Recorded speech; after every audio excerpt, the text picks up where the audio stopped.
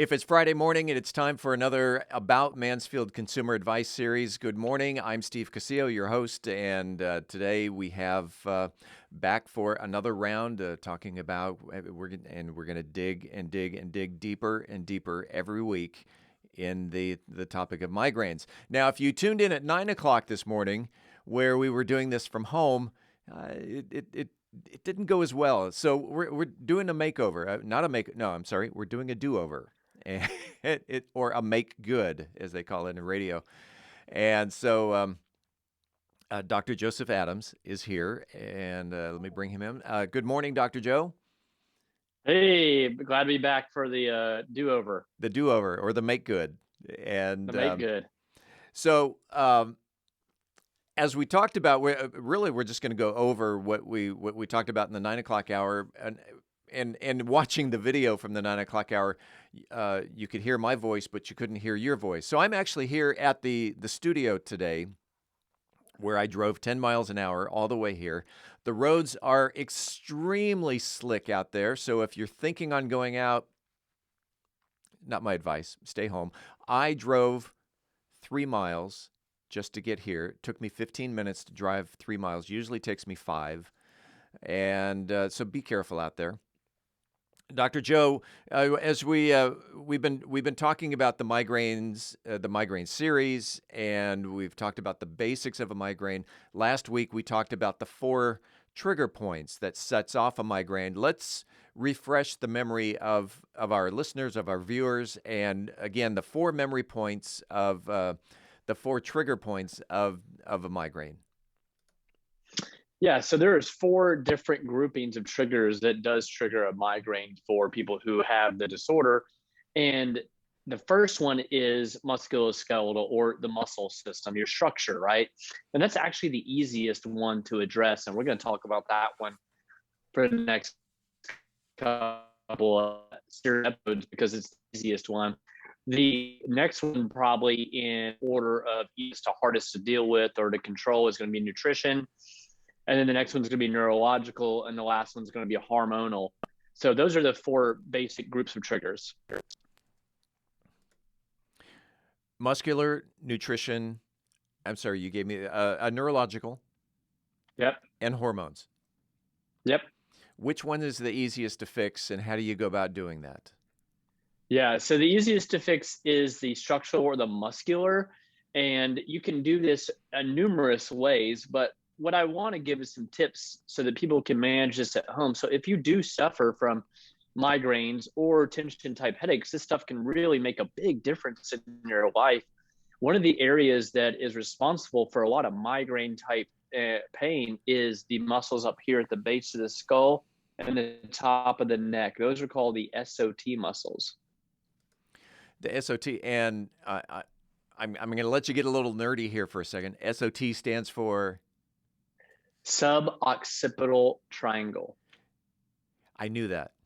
Actually, I didn't know that, but occipital triangle. The SOT muscles, which you had mentioned somehow is connected to the eyes. Exactly. Yeah. So the reason these things are so important is because they're not really responsible for moving your head. They're actually responsible for sensing where your head is so that you can coordinate your eye movements. And if you were to touch these muscles at the base of your skull and then move your eyes around, you'll feel them fire. So it shows you how important they are to your overall neurology, because they will fire off every time you move your eyes. And if you have problems in these muscles, then it's going to trigger more of the migraine type events or tension type headache events. Yeah, I was just doing it, and I could feel it back there.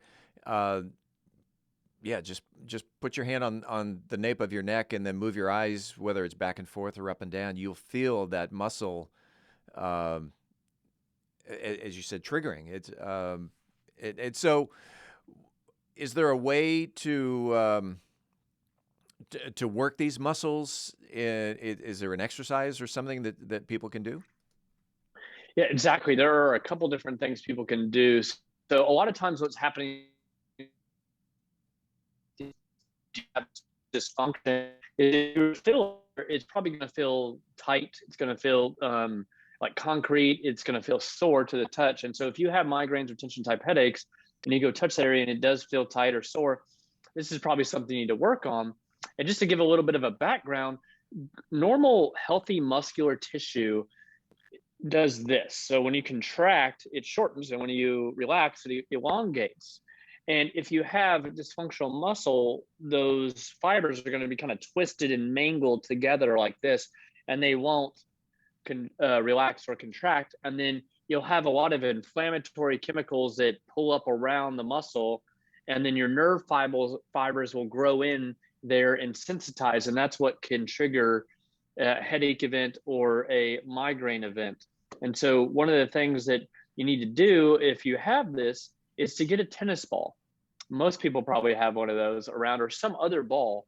And you need to take it and put it right at the nape right here of the neck and the skull, and lay on the ground and just kind of roll around. It's probably not going to feel good. And you do that for 2 to 3 minutes until the pain has subsided. And that will improve your condition if you were to do it on a regular basis. I would say anywhere from 3 to 4 times a week for a couple minutes each time. Make a huge difference for you. So the tennis, and whether it's one tennis ball or you got two sides of the neck, so maybe two tennis balls at the same time and roll back and forth. Are there any other, I would assume the SOT muscles are not the only muscles that trigger a migraine. Are there any other muscles and techniques to help with those muscles? Yes, there are a lot of other muscles that can trigger a migraine in the neck region. So from here up, the second biggest culprit from my clinical experience would be the trapezius muscles. And so a lot of times people will say, oh, my shoulder, hurts or is sore. So really a lot of times people are talking about their trapezius, not the shoulder. This is actually the shoulder. And so a lot of times people have a tender knot right here. And if they press that knot and it goes up into their head, like radiates and reproduces what feels like a headache or a migraine sensation, then that's an area you need to work as well. And you can work that with the tennis ball on the ground or on a wall, like in a door frame, but you can also stretch that muscle. And one of the best stretches for it is just to take, your hand, grab the chair you're sitting in, and then just pull the neck away from that arm and then chin down to the opposite shoulder. And I like for people to kind of grab it and just pull for a couple minutes to really elongate that tissue. That's going to be your second best approach to handling musculoskeletal triggers in the neck that cause migraines or tension type headaches. And does rolling your head around, does that help as well? I do that a lot at the studio. If I'm sitting in front of my computer and I'm doing a lot of editing, and all of a sudden I turn my head and it's like, wow, I'm stuck, and just rolling my head around seems to help out. That would make perfect sense, because mobility is really the key here. And a lot of times when you are sitting at a desk, working, getting into the moment, which is what a lot of us do, you can provoke a lot of these conditions because it tightens up all these muscles that are trigger points. And we see this a lot, especially now with people working at home with poor ergonomics, or almost working too hard, sitting too long. And so rolling your head around would be another good option. Even doing a little bit of a retraction and then rolling would be a really good option, because you're going to get even more of a stretch in those SOTs, just like that.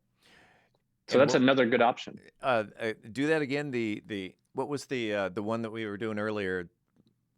The chicken. So yeah, we call that the chicken just because it looks so funny and everybody laughs when we teach it in office. But what you want to do is just retract your chin, keeping it perpendicular at the floor, just going straight back like that. That'll separate this tissue in the back here and strengthen the neck muscles in the front. Yeah, exactly. You probably know that one pretty well. I do it when I dance.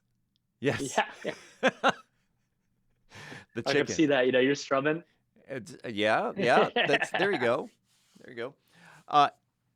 Any last minute tips that people can do at home? You've got the tennis ball and the nape, and doing the trap muscles, and doing the chicken. Any last minute tips? Yeah, another really good one while you're sitting at your desk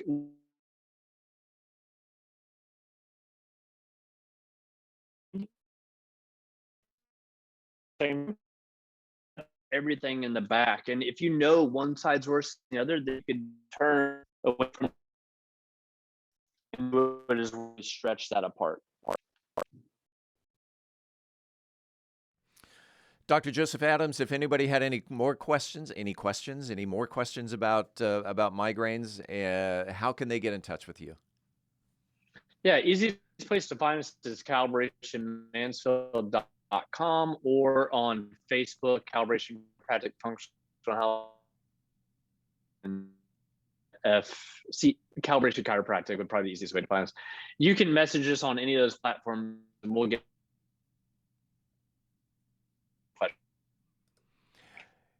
CalibrationMansfield.com, or you can look them up on social media. Just do a search for Calibration Chiropractic right here in Mansfield. Dr. Joseph Adams, appreciate your time. Thanks for having me, Steve.